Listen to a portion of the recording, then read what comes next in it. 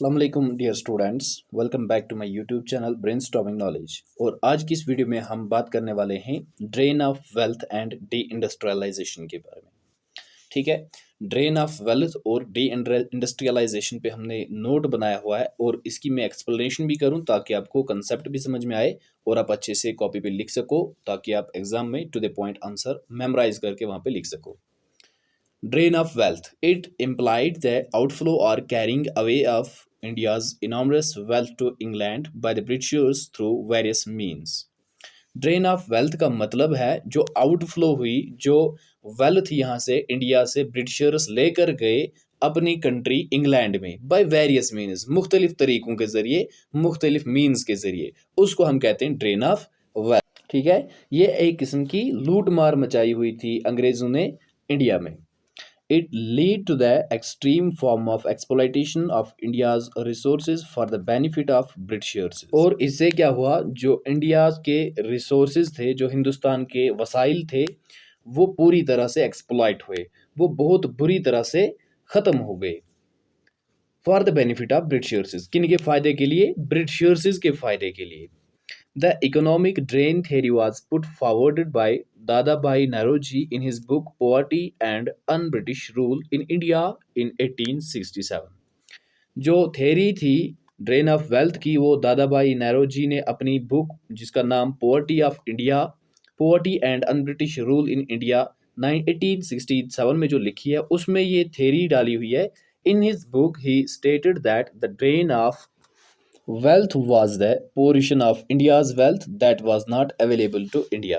और दादाभाई नौरोजी ने ये अपनी बुक में ये लिखा हुआ है कि जो ड्रेन ऑफ वेल्थ थी वो एक पोर्शन था इंडिया की वेल्थ का, वो एक हिस्सा था हिंदुस्तान की दौलत का जो हिंदुस्तानियों के लिए अवेलेबल नहीं था। यानी कि हिंदुस्तानी उनको उस हिस्से को यूज़ नहीं कर सकते थे, बल्कि वो हिस्सा अंग्रेज़ों के द्वारा उनके कंट्री इंग्लैंड में लिया जा रहा था। R.C. Datta wrote in his book Economic History of India that one half of the net revenues of India flows annually out of India। और R.C. दत्ता भी अपनी बुक जिसका नाम इकोनॉमिक हिस्ट्री ऑफ इंडिया है, इसमें लिखता है कि लगभग वन हाफ, आधा हिस्सा जो नेट रेवेन्यूज कलेक्ट होता था ब्रिटिशर्स के पास इंडिया से, वो एनुअली बाहर जाता था, वो आउट ऑफ इंडिया जाता था। वन हाफ यानी कि half of the revenue goes out of the country for the benefit of British people। Britishers take away all the valuable things and ideas of Mughal developments from India।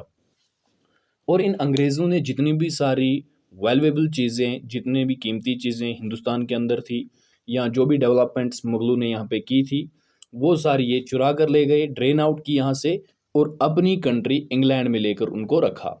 और इससे बहुत सारे लोग गरीब हो गए, हिंदुस्तान बहुत पीछे रह गया। Now moving to the next portion of the question, that is deindustrialization. Deindustrialization is the process of social and economic change caused by the removal or reduction of industrial capacity in a country। It is opposite of industrialization।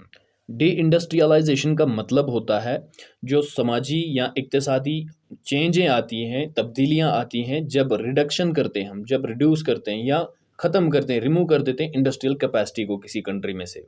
ठीक है, जो चीज़ें बनाई जाती हैं एक country के अंदर, जब उनको ख़त्म कर देते हैं तो तब जो चेंजेस आती हैं उसे हम डी इंडस्ट्रियलाइजेशन कहते हैं। ये बिल्कुल इंडस्ट्रियलाइजेशन के अपोजिट में है।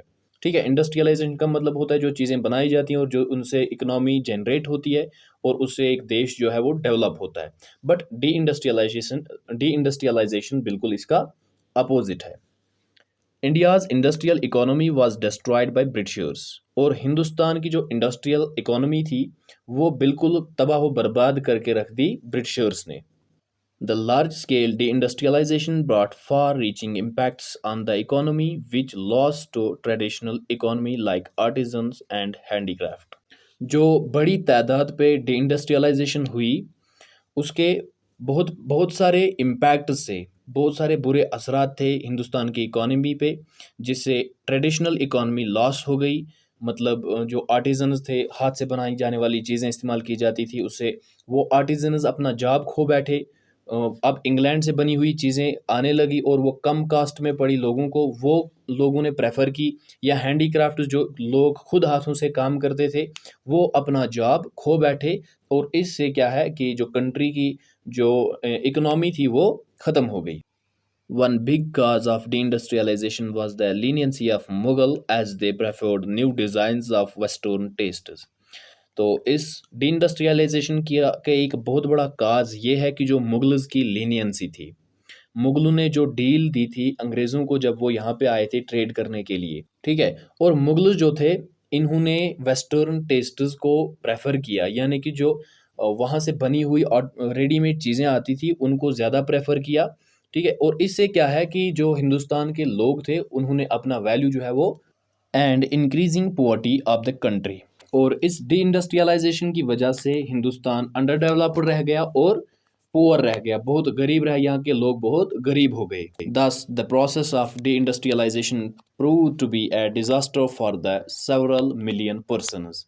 और इस तरह जो ये प्रोसेस थी डी इंडस्ट्रियलाइजेशन की, ये एक नागहानी आफत की तरह बहुत सारे मिलियंस ऑफ पीपल्स के लिए ये एक नागहानी आफत की तरह थी, जिसकी वजह से उनका बहुत सारा नुकसान हुआ और वो गरीब रह गए।